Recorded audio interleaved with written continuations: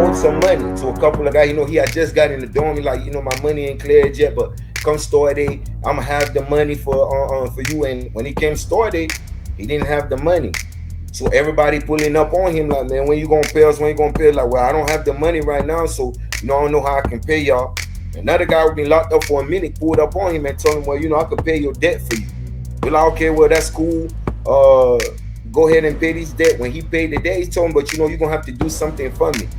And not everybody has your best interest at heart. And some of these guys in these gangs do it to use people.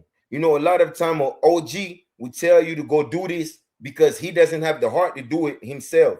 But you as a young G, you're trying to prove yourself, so you're willing to do that and more. Go the extra mile, and next thing you know, you have a life sentence. And by the time you get this life sentence and you call on these people, nobody's there. Again, shout out to Waycross, because like I said, when I went in, shout out my brother Slim, shout out my brother Tony Hawk. Every time I call, they pick up the phone. Plenty of times when my wife had to call, or when my wife couldn't make a store that week, they picked up the slack. I was fortunate enough to have that, but not everybody is. So I would not recommend you to join a gang. And I told I try to be a positive role model for my sons. I got 2 sons, and I told my son the other day, if you want to be a police officer, that's cool. I don't like the police. I hate them. But for you, it's okay, because I don't want you to think that being a man means you have to go to prison. No, that means you're dumb. What other gangs were in there with you? GDs, Bloods, Crips, the Mexican gang, Surano Sir 13. And I'm not gonna lie, right now in prison, Muslims is a gang.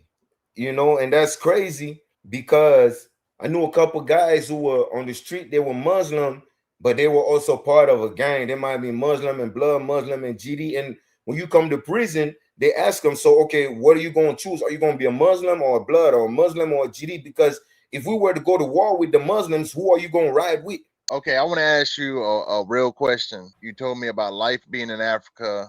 It's war torn. Do you think it's just as dangerous there as it is in Georgia prison? I would say it's more dangerous, because a lot of these guys in Georgia prison have never really struggled. I know what it's like to struggle. I know what it's like to not have no food stamps, or not have anybody who you can go to, because in my country, you have a lot of people who sleep on the streets for real. I have in front of the cathedral in Cameroon, you have a lot of the kids who sleep on the streets because they really have nowhere to go. See, over here, even in prison, you're guaranteed 3 meals, except on the weekend. On the weekend, we only get two hot meals, and you get a sandwich, a lunch. They'll make sure they clothe you here in prison. They give you a bed. Now, what you do with it is on you, because I know a lot of people who sell their bed or their clothes because they're trying to get high. But then again, that's on you. And in my country, you're not guaranteed that. You're not guaranteed to have that. How important is respect in prison? It's the most important. The respect and to mind your business. I used to tell my wife that, like, when I tell her what's going on, she's like, well, can't you help? I said, that has nothing to do with me. That has nothing to do with me. If it doesn't involve me or my brothers, it has nothing to do with me. So I'm not going to get involved, because I'm not going to put myself in a situation where I end up being the butt of the situation. Respect goes a long way. And a lot of people in prison don't have respect, because you have to think the majority of prisons now is kids who were born from 2000 to 2005, 2006. So their way of looking at life is totally deep. They have no respect at all. The way they talk to you, the way they behave, that causes a clash, because you have some people who've been in prison for 40 years and somebody who just came to prison and talking crazy. Yeah, the guy who's been in prison for 40 years doesn't care about killing you. He know he's not going home, but you don't know any better, because your parents were never there to raise you. Another thing is, you never know what somebody's going through that day. You got so many people living there. Somebody Right, could have had it caught on the phone and lost a family member, and then you right, wake up and you're always playing around. And you go play around with them, and they ain't in a playing mood that day. right. What's something new inmates always mess up? Not knowing how to do time, meaning what, you can tell the difference between an inmate and a convict. Again, that goes back to what we were just speaking about, respect. An inmate doesn't know respect. A convict does. An inmate doesn't know how to move. Because okay, sometimes in prison, what you were speaking on, you might have an inmate trying to speak to an officer, a convict trying to speak to an officer, but the inmate doesn't know any better, so he comes and stand right there with you and tries to butt in the conversation. That'll get you killed. But you don't know any better because you just came from the street and you think, oh well, it's a woman, so I'm about to talk to her. No, that'll get you killed because you don't know what these people have going on. Don't get in debt. Please don't. I know you might just look at it like, well, it's an 80-cent soup, so it doesn't matter. It matters. It's the principle. Because if I let you get away with this 80-cent soup one time, everybody gonna hear about it and think I'm sweet. So now I'm a target. No. So before it gets there, when you think it's a game about this 80-cent soup, I'm gonna stab you real quick, or I'm gonna bust you with a lock, so you know, okay, well, I'm not finna play like that no more. I'm gonna stand on beat. Yeah, you have to keep your word. You a man. You have to stand on your word. That's all we got. Our word. One time, we online for count, and because the officer is in there, everybody think everything is smooth. But no, two guys pulled out their knives and started stabbing each other. Said, let's make it look good. On count, I knew another guy who owed some money to a couple of guys. He had just got in the dorm. He like, my money ain't cleared yet, but come store day, I'm gonna have the money for you. And when he came store day, he didn't have the money. So everybody pulling up on him like, man, when you gonna pay us? When you gonna pay? Like, well, I don't have the money right now, so I don't know how I can pay y'all. Another guy who been locked up for a minute pulled up on him and told him, well, I could pay your debt for you. You're like, okay, well, that's cool. Go ahead and pay this debt. When he paid the debt, he told him, but you're gonna have to do something for me. And sexual favors. And after that, from that point on, the guy who had to perform these sexual acts no longer cared about paying his debts or doing anything. So now when he owed you, his first thing, his go-to thing now was, well, I could do this for you. I could do that for you. I could, that, like, and the smell, it's just a lot of weird stuff. People joke around dropping the soap and booty bandits. I was going to ask you if that was a real thing up there. See, it's not like that anymore unless if you somebody or you mess with some kids or the elderly, then you might have some predators who gonna pull up on you and do that to you. But the dropping the soap, that's not. No, they're giving it up now.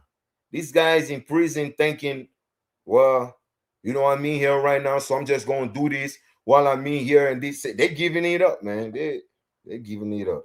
So they ain't even got to take it. They just giving it to them. Yeah, they're giving it up. For K2. For K2. Exactly. What about the men that live their lives as women? Are they in there in GP? Yeah, they ain't now. And the staff messes with them a lot because a lot of the officers, a lot of the prisons have officers as women, and they start referring to these men as women. So they have a lot of pull in the prison. The homosexuals have a lot of pull in the prison. For somebody that's gang related, right? It's a big rule that you can't mess with somebody like that. Right? That's the thing, right? Yeah, that's the thing. Because if we catch you messing with a homosexual, we gonna kill you. One of the guys who I used to know, we thought he was straight, but come to find out he was messing around. And I have no problem again, a homosexual. I have no. That's your life. I just chose to live my life a different way. But again, when you are what I am, you're a reflection of me. So I can't let you have those kind of relations because we don't condone those kinds of relations in what I am. Why is there so many cell phones and all that in Georgia prison? You said everybody got a cell phone. No, not everybody, but that's everywhere. It's real bad there. I ain't gonna lie. That's all I see. Yeah. That's everywhere. So how did you maintain your mental? What kind of routine did you have? First of all praise be to God, because he kept me sane. Yeah, I had a routine. I get up, get ready for inspection. After inspection, workout. After my workout, speak to my wife and my kids and be with the guys. I say my brothers, played a major part in me being okay. Because shout out again, my brother Africa. A lot of the times we used to politic because we have a movement going on out here, OTS, the African way. And shout out Africa. He comes home in next month in August after 17 years. Yeah, you have to have a routine. You have to have a routine. If not, you will lose your mind. Do you think having support by having your wife be there with you that kept you going? That a lot. You have to. I'm glad you said that. You have to have support. You have to. It doesn't matter if you have money. If you don't have support or somebody to send it for you, or you can't do anything with it. So having support is very important, because some days you need that extra push to tell you, it's okay. We still got you. We haven't forgotten about you. We're still here with you. We still love you. You need that. When you finally did get released, was it a shock being out there in the actual world?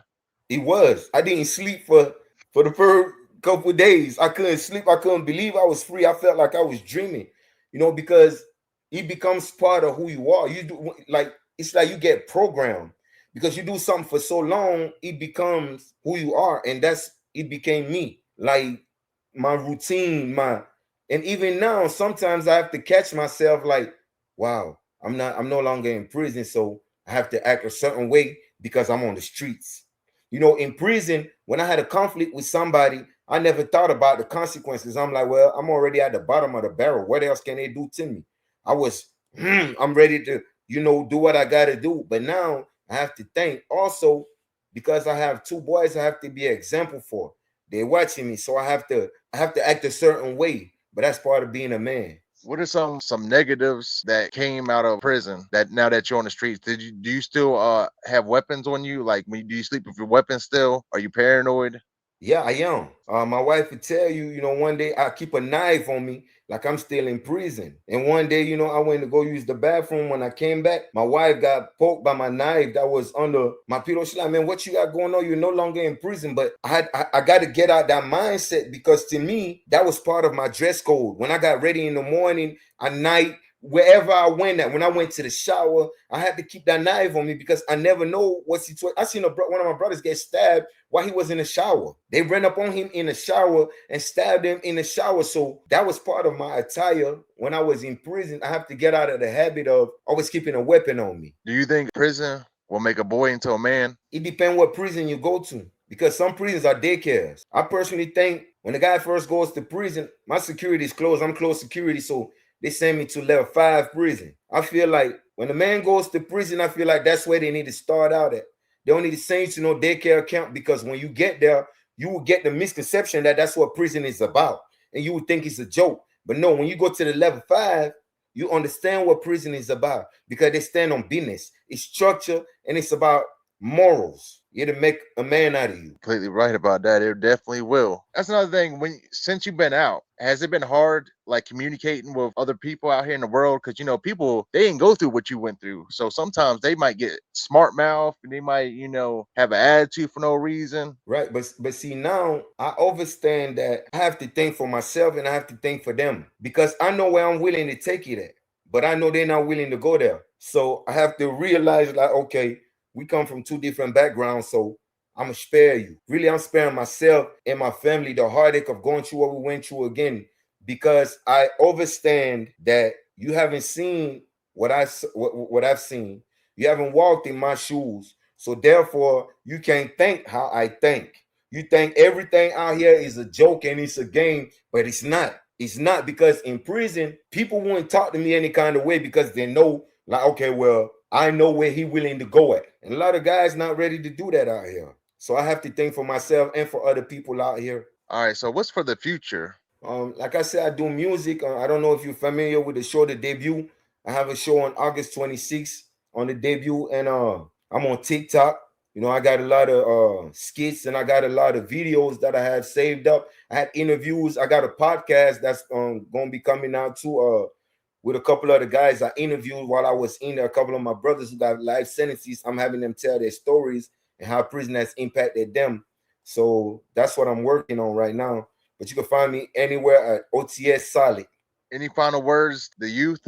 Man, put God first, then your family.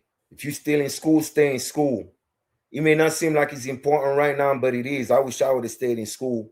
But while I was in there, I continued my education, and thank God I got my GED. I got a couple trades. Yeah, put God first and stay in school. Stay out the streets. Because, man, stay out the streets. Them guys ain't for y'all, man. Stay out the streets. Yeah. One more thing. I did check out some of your videos on TikTok, and they hilarious. I ain't gonna lie. You Right, got a right, you got a feature in that. right, right.